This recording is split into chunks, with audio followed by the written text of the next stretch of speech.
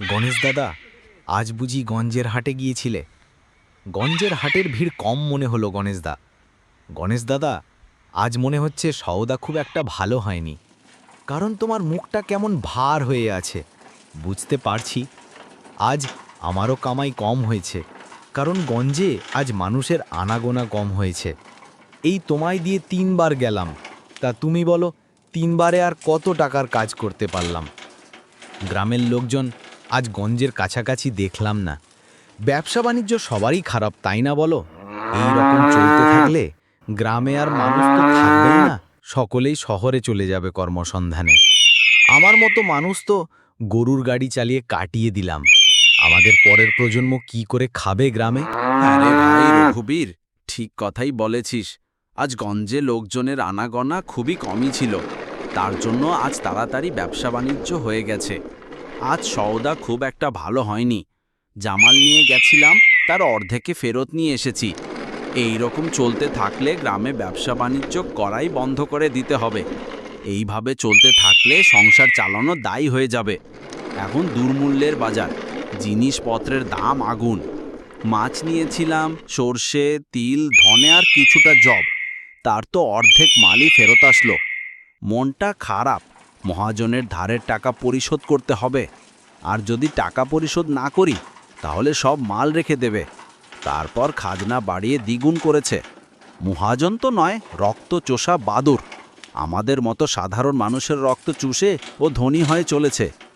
ওর বিরুদ্ধে যে মুখ খুলবে সেই মরবে। চুপ চুপ, গণেশদা, আসতে বল। রাস্তায় কোনো লোক থাকলে আমাদের কথোপকথন শুনে ফেলবে, তখন আবার বিপদ হবে। তোমার ছেলে তোমার চাষবাসে হাত বাটায় না, কারণ একা একা তো সম্ভব নয় এখন। তোমার বয়স হয়েছে, ছেলেকেও তোমার সঙ্গে নাও, তোমার কষ্টটাও কিছুটা লাঘব হবে। মা, ছেলে তো ছোট অনেকটা, ও বড় হয়ে কি করবে তাই তো ভাবি। আমি তো সবসময় বলি, বাবা ভালো করে পড়াশোনা কর, আমার মতো গণ্ডমূর্খ থাকিস না। ছেলে খালি বলে, বাবা বড় হয়ে আমি তোমার কষ্ট দূর করে দেব। গণেশদা তখন শুনে খুব খুশি হই। করতে পারুক চাই নাই পারুক, মন থেকে কথাটা তো বলছে। যাক ভালো। রঘুবীর, তো ছেলে ছোট অবস্থাতেই বুঝেছে কষ্ট কি জিনিস। আমার ছেলে মাঝে মধ্যে বলে, বাবা গ্রাম ছেড়ে চলো, শহরে যাই, অন্য কাজ করি গিয়ে। এখানে থেকে যা উপার্জন করি সবই তো জমিদারের ঘরেই দিয়ে দিতে হয়, আমাদের তো কিছুই থাকে না। ঘরে সেই অভাব অনটন লেগেই আছে। কতদিন যাবৎ ভালো মন্দ খাইনি বাবা।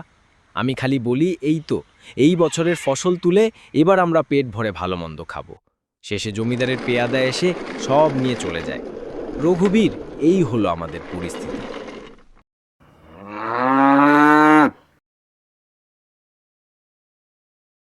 আরে প্রহ্লাদ, এখানে বসে বসে কি করছিস? ভালো আছিস তো? অনেকদিন বাদে তোকে দেখলাম। বাড়ি থেকে তো বাড়িই হোস না। ছেলে মেয়েদের নিয়ে কি খোলা জায়গায় বসে গল্পগুজব করছিস? বাহ, তোর ছেলে মেয়েগুলোর মতো বড় হয়ে গেছে। তারপর বাবা, কাজকাম ভালো চলছে তো তোর? তারপর দিদিভাই, দাদু ভাই, তোমরা কেমন আছো সবাই? ভালো আছো তো? তোমরা কেমন পড়াশোনা করছো? পাঠশালায় যাচ্ছ? ঠিক আছে, পাঠশালায় যাবে, কিন্তু একদম কমাই করবে না। আরে ত্রিপাঠী কাকা যে, আমি ভালো আছি। তুমি কেমন আছো বলো? তোমাকেও তো অনেক দিন দেখতে পাই না, বেরোই না কিছুদিন। বাড়িতেই ছিলাম, একটু কাজে ব্যস্ত ছিলাম। কাজ কাম চলছে মোটামুটি, খুব একটা ভালো না, খুব একটা খারাপ না। ওদেরকে নিয়ে একটু ঘুরতে বেরিয়েছিলাম, এটা বসার জায়গা দেখে একটু বসলাম। মাঝে কিছুদিন শহরে গিয়েছিলাম ব্যবসার কাজের জন্য। তাই বুঝি তুমি আমায় কিছুদিন দেখোনি? হ্যাঁ দাদু, আমি ভালো আছি। তুমি কেমন আছো? ভাই, আমি দুজনেই ভালো আছি। আজ আমাদের স্কুল ছুটি, তাই বাবা আজকার মুখ দেখে ঘর থেকে বার হয়েছি। একে তো সারাটা দিন ঠিকঠাক প্যাসেঞ্জার পেলাম না, তারপর আবার বলছে এখন থেকে 3 ঘন্টা নো এন্ট্রি হাইওয়ে। বলছে এখন ওই ভেতরের রাস্তা দিয়ে যেতে হবে। এটা রাস্তা নাকি বর্ষায়? রাস্তাটা অবস্থা হয়েছে কি, এখানে গর্ত ওখানে গর্ত, গাড়িটা চালিয়ে যাওয়াই তো মুশকিল। তারপর যদি চাকা লিক হয়ে যায় তাহলেই তো হয়ে গেল, সারা দিনের কামাই সব চাকায় চলে যাবে। দু একটা প্যাসেঞ্জারও পাবো এই রাস্তাতে? রাস্তা তো দেখছি পুরো ফাঁকা।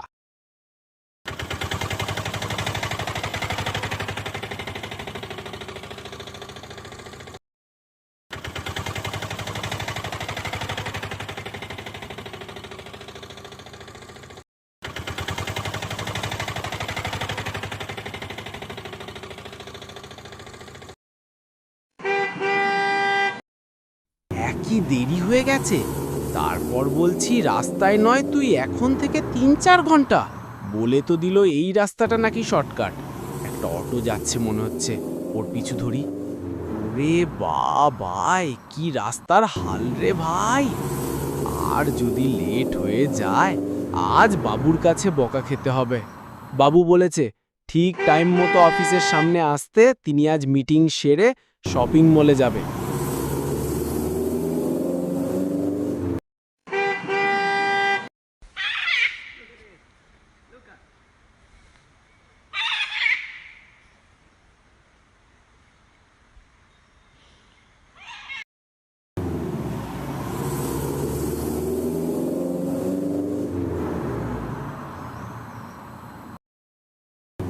আরে বস, আজ আবার অটো আর 4 চাকা এই ভেতরের রাস্তা দিয়ে যাচ্ছে। হাই রোড মনে হয় কোনো রকমভাবে নো এন্ট্রি আছে, যার জন্য সমস্ত গাড়িকে এই দিক দিয়ে পাঠিয়ে দিচ্ছে। সেই কারণেই যা চকচকে সব গাড়ি আমাদের রাস্তা দিয়ে যাচ্ছে। ও যুগল কাকা, দেখেছো কত গাড়ি যাচ্ছে আমাদের এই দিক দিয়ে? আরে আমরা তো ভিআইপি হয়ে গেলাম গো। ঠিক বলেছিস রে রমেন, সেটাই তো দেখছি। বাপের জন্মে এমন গাড়ি তো আমাদের এখান দিয়ে যায়নি কখনো।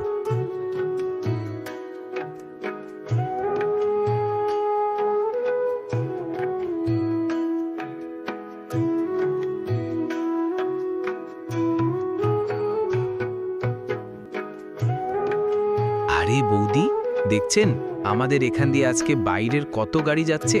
ব্যাপারটা ঠিক ভালো লাগছে না, গোলমেলে ঠেকছে।